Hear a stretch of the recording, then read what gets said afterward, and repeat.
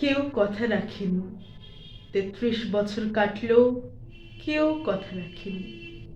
ছেলেবেলায় এক বষ্টমী তার আগমনী গান হঠাৎ থামিয়ে বলেছিল, শুক্লা দ্বাদশীর দিন অন্তরাটুকু শুনিয়ে যাবে।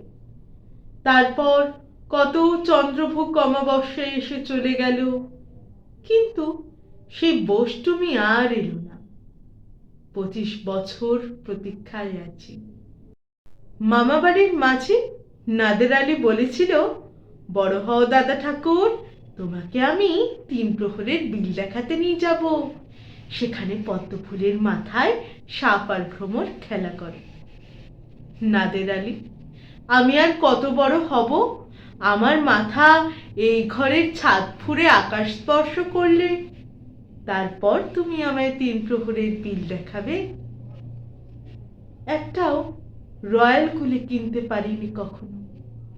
লাঠি লজেন্স দেখিয়ে দেখিয়ে চুষেছে লস্কর বাড়ির ছেলেরা। ভিখারির মতো চৌধুরীদের গেটে দাঁড়িয়ে দেখেছি ভেতরে রাস উৎসব। অবিরল রঙের ধারার মধ্যে সুবর্ণ কঙ্কন পরা ফর্সা রমণীরা কত রকম আমোদে হেসেছে। আমার দিকে তারা ফিরেও চায়নি।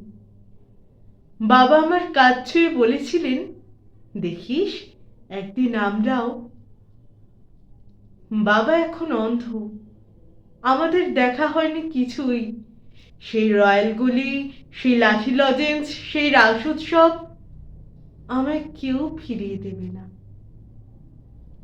বুকের মধ্যে সুগন্ধি রুমাল রেখে বরুণা বলেছিল, যেদিন আমার সত্যিকারের ভালোবাসবে সেদিন আমার বুকেও এরকম আতরের গন্ধ হবে।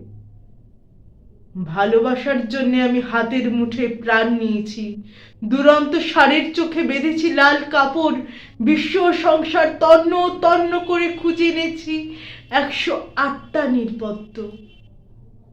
তবু কথা রাখিনি বরুণা। এখন তার বুকে শুধুই মাংসের গন্ধ। এখন সে যে কোনো নারী। কেউ কথা রাখেনি। ৩৩ বছর কাটলো, কেউ কথা রাখে না।